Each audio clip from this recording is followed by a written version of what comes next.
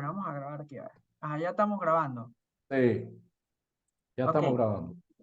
Entonces, estimados colegas, sean bienvenidos a una nueva sesión de en realidad esta es la novena sesión de nuestro seminario Más Bio, UTEM. El día de hoy contamos con la presencia de un expositor internacional, un gran expositor con una trayectoria inmensa. Estamos hablando del profesor Reinaldo Rodríguez Ramos, nacido en Cuba. El profesor Reinaldo Rodríguez obtuvo su doctorado en Ciencias Matemáticas Físicas por la Universidad de Lomonosov. Entonces viene de esa escuela rusa, muy buena, en el año de 1991.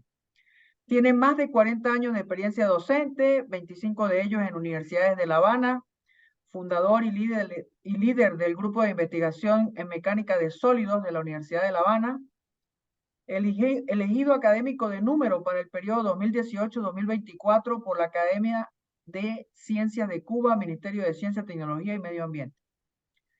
Actualmente el profesor Reinaldo cuenta con una gran cantidad de artículos publicados y está contratado por la Universidad Federal Fluminense en Río de Janeiro, Brasil.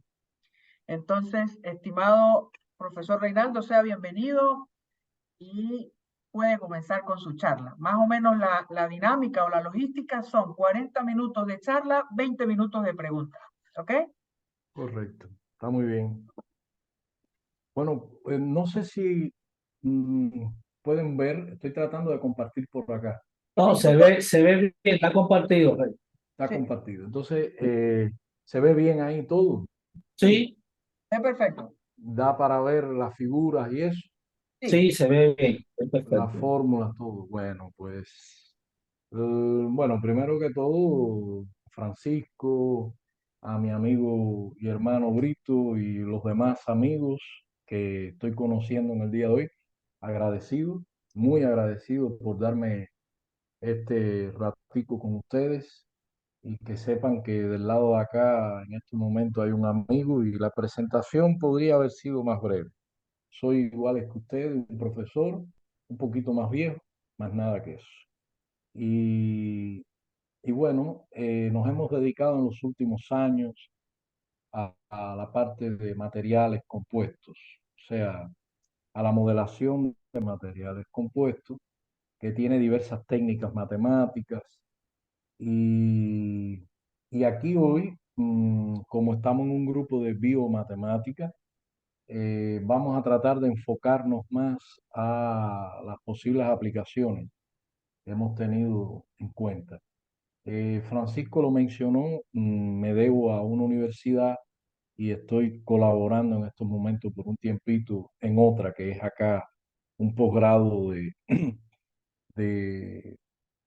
un programa de posgraduación que está aquí en modelos matemáticos y computacionales de la Universidad Federal Fluminense. Pero también colaboro y trabajo ya en mis últimos años ya de trabajo con la Facultad de Matemática y Computación. Entonces, vamos a hablar de algunas cosas, no le tengan miedo aquí al online. Pido muchas disculpas si estas láminas que presento es en inglés, no es una, a ver, no es nada, es que sencillamente hay veces que ya uno lo prepara en inglés y está hablando en español. Es el mismo idioma, en definitiva, y le pido muchas disculpas tanto a profesores como a los alumnos, si ven todo en inglés. Brevemente, esta es la Universidad de La Habana, una universidad que es antigua, muy viejita, de más de 270, creo que anda por 280 años ya de fundada. Esta es la Facultad de Matemáticas, este es donde Brito prácticamente trabajó sus últimos años y aquí está un emblemático edificio de los años con un estilo griego muy característico y muy bonito. Y no muestro de la Universidad Federal porque yo creo que es más conocida. Es en Río de Janeiro, que esto es la belleza dividida en dos partes, una en Río, una parte norte y una sur que Fabio la conoce mejor que yo. Y aquí radicamos y aquí estamos para continuar esta colaboración. Las motivaciones que nos han llevado a trabajar en este mundo es, por ejemplo, vamos a hablar de aterosclerosis, que todos conocemos, que es la pérdida de elasticidad en las arterias, en las paredes de las arterias, se empiezan a acumular, invaden glóbulos o células, células, digamos, que impiden, eh, células blancas que impiden la elasticidad y engrosan muchos esas paredes, y esa acumulación hace que se crean unas placas de grasas y hace que comience uno a perder capacidades. Entonces, esto es una primera aplicación. El tumor, eh, todo esto genera un estudio muy serio a partir de aparatos y herramientas matemáticas. Más bien, como nosotros venimos de un campo de mecánica, mecánica de sólido, mecánica de fluido, pues llamámosles a esta rama biomecánica, pero ustedes la llaman biomatemática, tienen muchas cosas comunes. Entonces también podríamos ver aplicaciones en tumor. Fíjense que todas estas estructuras, al igual que esta de la aneurisma en la aorta, que es una dilatación de la aorta, eh, mayor que 1,5, que es el tamaño normal. Entonces, esto tiene un riesgo muy grande y hoy en día hay proyectos y hay investigaciones relacionadas con aneurisma. Tuve la posibilidad en una ocasión de tener un proyecto de los fondos argentinos y trabajé en unos proyectos con aneurisma y era muy interesante porque son problemas donde hay bifurcación, problemas de bifurcación y unos problemas de interfase con fluido y sólido, porque en el aneurisma, pues la sangre está corriendo en una arteria, por poner un ejemplo. Y, y bueno, estos son cosas que nos motivan. Otro problema que nos motiva es la hipertensión ocular. Conocemos que la córnea es un órgano muy interesante y es un órgano muy difícil de trabajar desde el punto de vista físico-matemático, y la presión intraocular es un riesgo, un alto riesgo que se tiene debido a la glaucoma. Y estos son motivaciones que constantemente en los términos de nosotros los matemáticos pues nos ocupan. Los problemas que tenemos en la piel. Eh, bueno, gracias Francisco. El análisis de la dermis es un fenómeno que nos ocupa, muy, muy importante, porque están los cánceres de piel, está el envejecimiento del hombre y por consiguiente el envejecimiento de la piel. Es un órgano que vamos a ver ahorita que se puede modelar como un material viscoelástico. Entonces, a partir de ahí surgen una serie de interrogantes de que, bueno, ¿cómo podríamos modelar estos fenómenos que están ocurriendo? Bueno, pues nosotros con las herramientas que tenemos, viendo todos estos problemas que nos motivan como si fuese un material heterogéneo, o sea, imaginémonos que es un material compuesto. ¿Y qué quiere decir que el material es compuesto? Para los estudiantes que no han conocido esa palabra o que no conocen la palabra, un material heterogéneo está formado por mm, materiales, o por ejemplo, incrustaciones, por ejemplo, partículas, por ejemplo, inclusiones que están embebidas o metidas dentro de un cuerpo, dentro de un aglutinante. Ese aglutinante junto con las incrustaciones, junto con las fibrillas, etcétera, tienen distintas propiedades. Entonces, eso hace que las propiedades cambian con respecto a la posición. Entonces, no se puede hablar de una propiedad que tenga un medio, una estructura, digamos, omega, como lo están viendo ahí, que está limitada en 3D, en un espacio tridimensional, y que no solamente tienes una posición, como cuando tú mides la temperatura en una región del cuarto y la temperatura no es homogénea, porque en cada punto la temperatura cambia. Pues ese mismo efecto es el que estamos viendo en los órganos o estamos viendo en presencia de un medio que es heterogéneo. Entonces viene la pregunta, ¿cómo yo estudio eso? En términos de una ecuación diferencial, es como que tengas una ecuación diferencial y las constantes que aparecen acompañando a las derivadas, esas constantes van no solamente a depender de, bueno, vamos a decirlo así, dependen de la posición, o sea, dependen en cada punto. Entonces, esa ecuación diferencial tú no la puedes resolver por un método clásico, así como comúnmente tú lo resuelves. Tienes que ver qué métodos matemáticos vas a aplicar. Y eso mismo nos ocurre con ecuaciones ya más reales, más que nos las da la naturaleza del problema.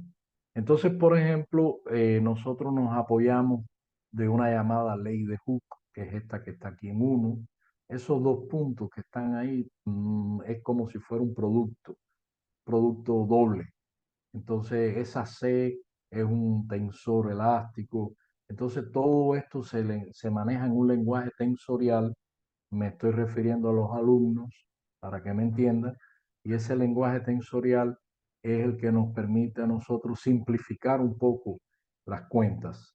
Entonces, para aplicar el problema que tenemos de la microescala, porque aquí hay dos escalas, la macro, que es la X, y la micro, que viene siendo esa Y que estamos viendo. Entonces, esas dos escalas que estamos llevándolas se relacionan por un parámetro que le llamamos muy pequeño, que es ese epsilon o bar epsilon que está ahí. Entonces, eso significa que estaríamos trabajando con ecuaciones de elasticidad. Ecuación, por ejemplo, esta que está aquí, que es la ecuación de equilibrio con condiciones de contorno mixtas, que son las que están ahí declaradas.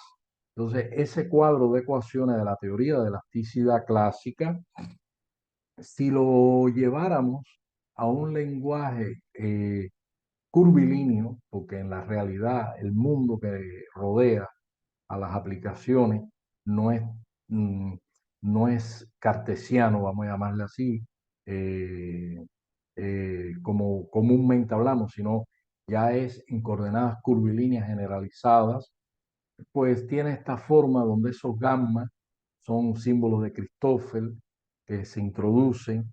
Esto es clásico, aquí no hay nada nuevo, todo esto está escrito en la literatura.